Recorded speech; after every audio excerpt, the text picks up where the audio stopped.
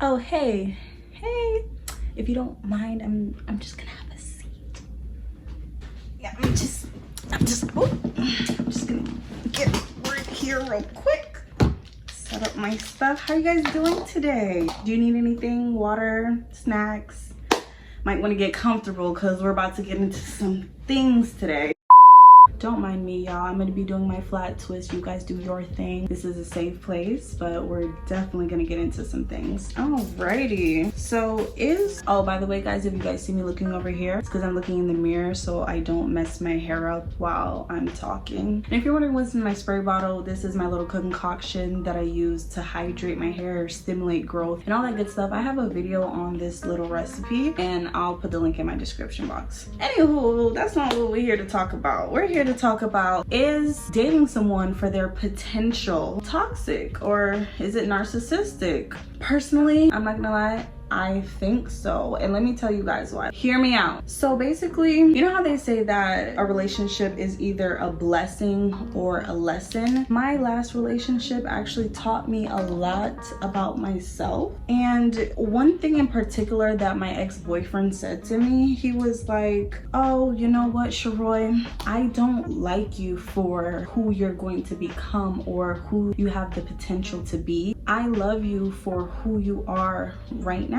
And when he said that, I kind of just looked at him. It was kind of like an eye-opening moment for me. And this is gonna sound so messed up, I'm sorry. But in that moment, I realized that I didn't really love him. Because I feel like I was constantly telling myself like, oh, he's getting better, or oh, in the future when he grows up and gets more mature, he will be the perfect person. Like, I could really see his potential and where, you know, we could take this because he can do better, things will get better, you know, things like that. It's like I was more interested in this ideal version of himself that I wanted, or that I wanted to mold him into, so that I could love him fully and accept him fully, which means that I wasn't completely in love with who he was. I wasn't completely in love with the person that he was already. That's definitely toxic, because it's like I was so fixated on bettering him or changing him that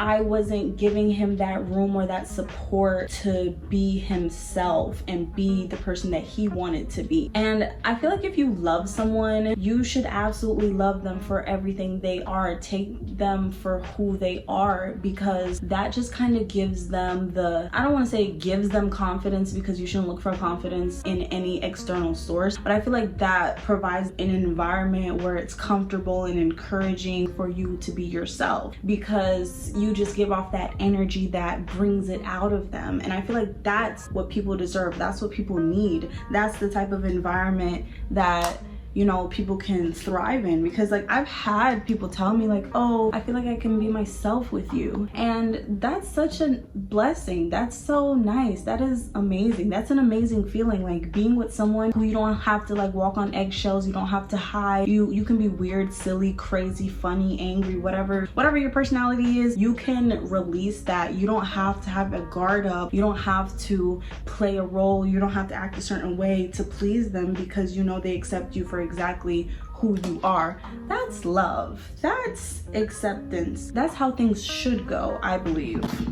But I think a big part of the problem was that I wasn't really happy with who I was, so I was projecting that onto him, and I didn't like who he was as a result. I think I definitely had my own problems and my own insecurities, and it was definitely me projecting. And here's the thing about projecting. Looking at someone else is literally like looking into a mirror. So it's like, anything that you can identify in someone else that you don't like or that stands out to you, it's because you relate to that trait or whatever in some way, shape, or form. You recognize traits in other people that you don't like within yourself. Because if you didn't identify with this in some way, shape, or form, then either you wouldn't notice it at all or it wouldn't bother you. Why would it? Like, for example, let's say that, okay, you don't like someone because you say that they talk too much and it really bothers you. Meanwhile, someone else could be clinging on to every word they say, and someone else, they can like listen to them talk all day. And maybe you don't like that person that talks too much because maybe subconsciously you feel like you talk too much, or maybe you feel like you don't talk enough and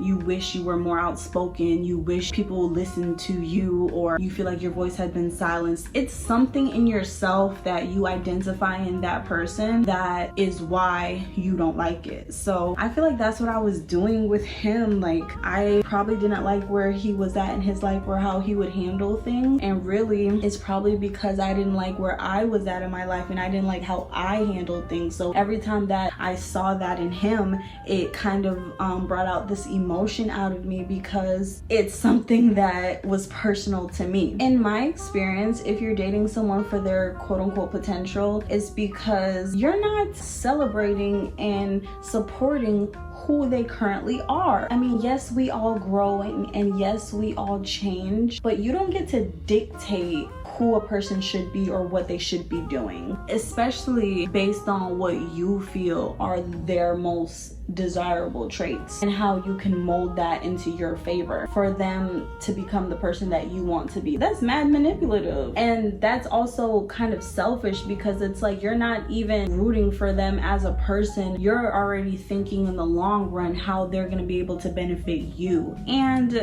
that sounds crazy. I mean, I'm definitely exaggerating a bit to make my point. I definitely wasn't being malicious and doing what I was doing on purpose. Like, in my mind, I was helping and I was doing it for the greater good, so I didn't see anything wrong with it. So I had to recognize that was something that I was doing, and for me that meant that I wasn't really in love. But I did learn something about myself, and I did learn something about love. As far as myself, I learned that I had some issues and some insecurities and some problems that I was facing that I needed to handle and that I needed to genuinely work through so that I wouldn't keep deflecting the problem off of me and onto other people and making it my mission to fix people. And I learned that we all deserve a love that fulfills us and that accepts us for exactly who we are, and allows us to bring our best self forward and not breed insecurities because you constantly feel like, oh, you're not good enough, or oh, you have to walk on eggshells, or someone is being overly critical and, you know, any given moment you could do something wrong, things like that. No one deserves that. Like, if you are not who you truly want to be with, then you should not be that person, because it's literally not your job to change anyone. And to whose standards? To your standards? Like, what if that's just not in alignment with who God wants them to be? So yeah, I definitely feel like being with someone just for their quote-unquote potential is narcissistic, because think about it like this: who does that benefit the most? You and your ego. And like I said, you could say like, oh, you know, I just want the best for that person because, you know what, in my mind I genuinely wanted the best for him. I was like, you know what, I want him to be better, and I know he can do so much better. He has so much potential to be this great person, and he has like these characteristics, so that would just be even more better if he would just do this, or if he would just act like this, or if he would just develop these traits. This would help him. In reality, that is not my job, and I don't know what's best for someone. We don't know what's best for another person. We're not God. That's between them.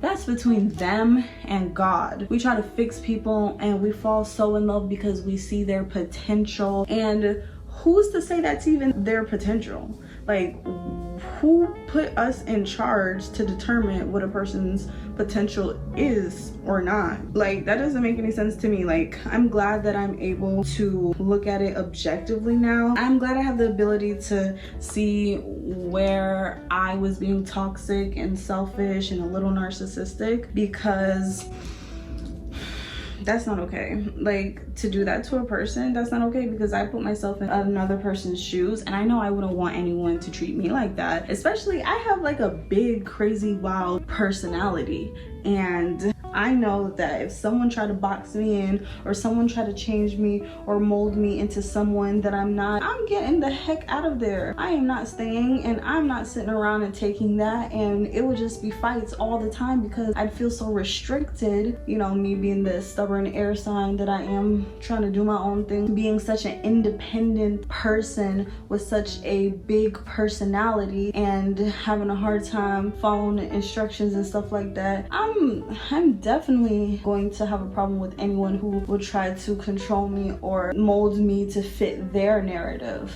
Absolutely, I would have a problem with that. Absolutely. My bad, y'all, I got a little carried away and I finished my twist. But listen, long story short, if you don't take anything else from this message, take this. Number one, check yourself and check your actions. And number two, love yourself enough to recognize that if somebody's having you jump through hoops and doing all this stuff to be with them or make them happy, then love yourself enough to know when it's time to walk away and know when it's not worth it, because you deserve better. And if you're the person trying to change someone or better someone or help someone in the name of, you know, knowing for what's best for them or wanting to help them or whatever, maybe you should try helping yourself. Like, make sure you're not projecting, and really look within to see why you feel the need to help them, and make sure it's not for selfish reasons, because that's not cool. Alrighty, well, that's all I got for you guys today. Nice talk.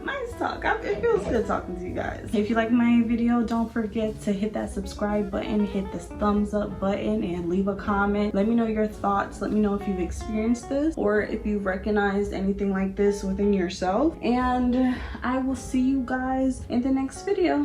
Bye. Oh, what was that? Bye.